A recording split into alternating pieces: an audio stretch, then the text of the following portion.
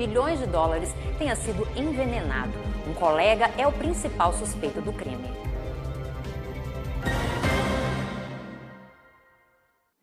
Qual a importância do planejamento tributário e sucessório na atividade rural?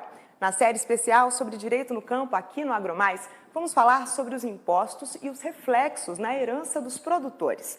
Acompanhe na entrevista com o professor de Direito, Carlos Henrique Nora Teixeira.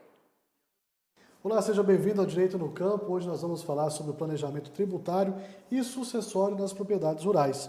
Eu recebo aqui o advogado, o professor e ex-assessor do ministro do Supremo Tribunal Federal, sócio-diretor da TOD Advogados, Carlos Henrique Nora Teixeira. Seja bem-vindo mais uma vez.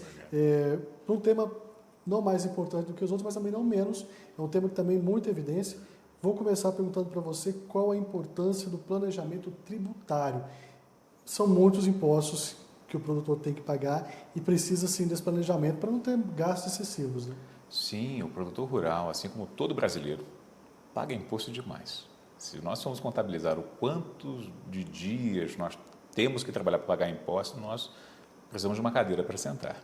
Mas, de toda sorte, há no planejamento tributário uma solução de abrandamento dessa carga tributária. Não é incomum nós acharmos propriedades rurais cujos donos trabalham como se estivessem, eu sou uma pessoa física e vou levar a minha administração do jeito que eu sempre levei, há 30 anos assim, há 40 anos dessa forma, sem nunca ter conversado a respeito disso com um advogado tributarista, que primeira sugestão que ele lhe daria seria assim, mas o senhor está respondendo como pessoa física por todos os tributos, sua renda, o seu imposto de renda pessoa física? Fala, o senhor sabe que a alíquota, o quanto você paga é de 27% da sua renda, sendo que se você constituísse uma pessoa jurídica, você estaria pagando 15%? Muitas vezes ele se diz, não sabia.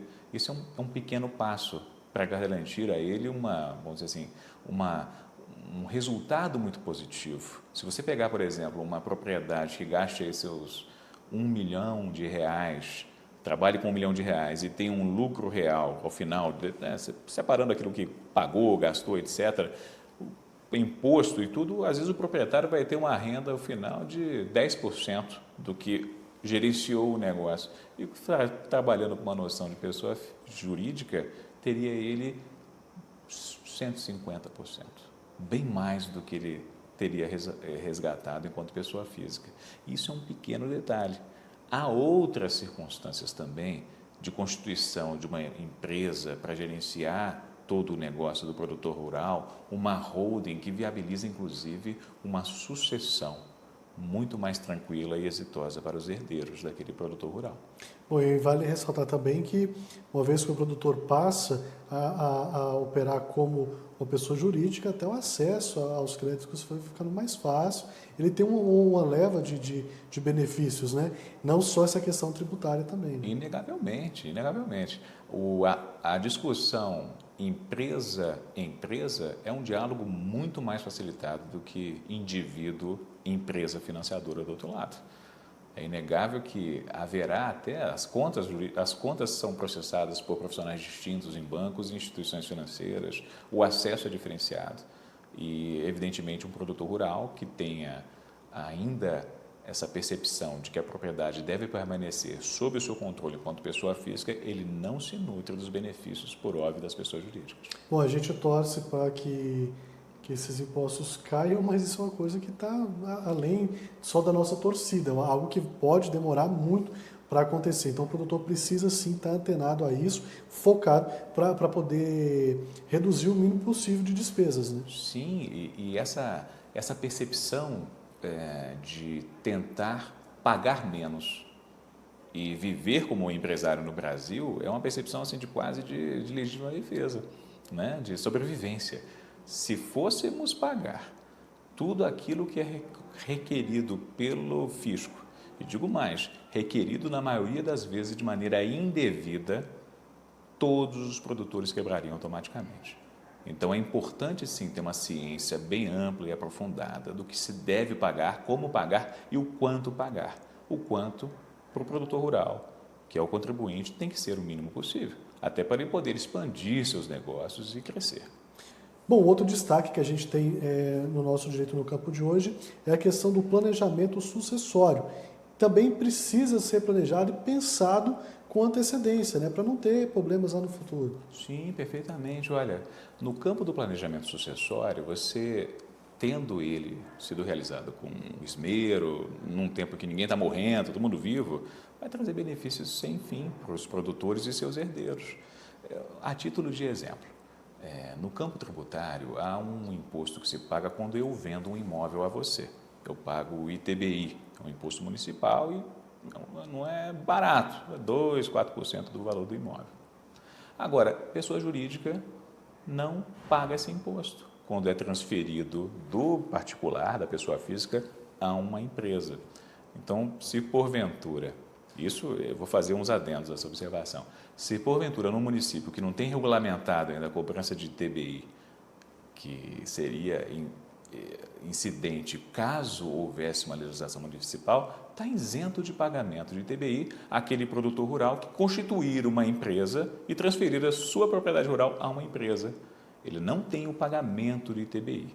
É óbvio que recentemente há uma interpretação até do Supremo Tribunal Federal que cuida do seguinte: se o município perceber e construir uma lei na qual o valor do patrimônio que está sendo transferido para aquela empresa é superior ao capital social da empresa, o valor excedente paga ITBI. É possível cobrar, mas até o momento há imunidade, há isenção. Então, vejam bem, é um momento dos produtores observarem isso, saber se é o momento ou não de fazer essa transferência para uma empresa da sua propriedade. Aí você vai me indagar, mas daí, fez a transferência, não pagou imposto ou pagou, qual é a vantagem? A vantagem está na sucessão.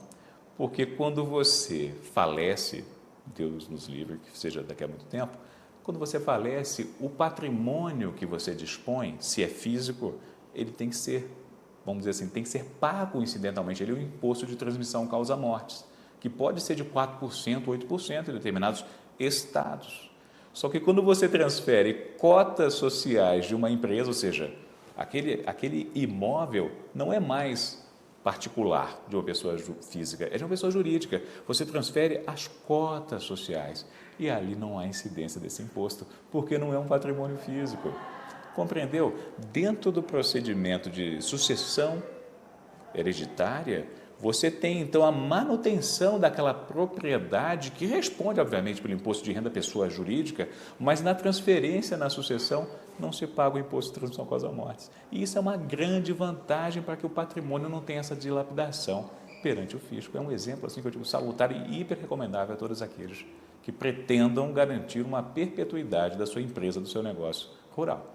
Bom, e isso é muito interessante porque, infelizmente, a gente sabe que tem muitos casos assim, quando o proprietário ali que é o titular dessa fazenda, ele chega a falecer, alguns herdeiros já querem passar logo ali para frente, ou seja, não tem mais aquele interesse em ficar no campo, não tem mais interesse em ficar com a propriedade e pode ter algum tipo de problema lá na frente. Então, esse planejamento é justamente para isso, né, Carlos? É para evitar dor de cabeça no futuro. Né? Todos saem beneficiando, até o defunto. Porque o que acontece? Se ele tem um interesse de perpetuação, de perenidade do negócio dele, ele vai querer que, assim, olha, mesmo que não sejam os meus herdeiros diretos, as cotas sociais são passíveis de venda, a empresa vai continuar vivendo.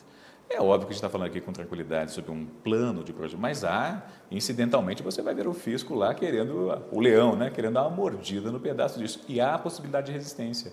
Há a possibilidade de resistência, tanto na esfera administrativa, no CARF, quanto judicialmente. E até apenas uma questão muito recente e interessante, para você ver como é que o fisco, às vezes, se excede na cobrança. Há mais do que preservado na compreensão dos tribunais de que um dos impostos, o ITR, ele tem que ser destacado, as áreas de proteção ambiental tem que ser destacadas para o pagamento desse imposto de territorial rural, para que você não pague, não seja onerado por um valor que você não está usufruindo. Se é uma área de proteção, por que eu vou pagar ITR sobre ela? Eu só tenho a obrigação de mantê-la viva ali dentro. E até hoje, mesmo já pacificado na jurisprudência, o fisco ainda autua os produtores rurais exigindo a incidência desse tributo sobre suas terras. E é óbvio que você vai recorrer perante o CARF. Até recentemente, vigia no CARF o voto de qualidade, ou seja, havendo empate, prevalece o interesse da administração.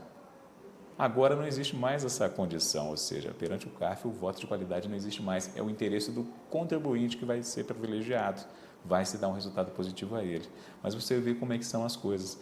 Até quando já está sedimentado o entendimento no judiciário, ou ainda sendo sedimentado na esfera administrativa, a esfera administrativa fiscal de piso ainda atua com essa inclemência, com essa ganância, com essa arbitrariedade, exigindo do produtor rural, em autuações, valores muito superiores aos devidos. E vários deles até pagam por falta de percepção dessa ilegalidade. Bom, ou seja,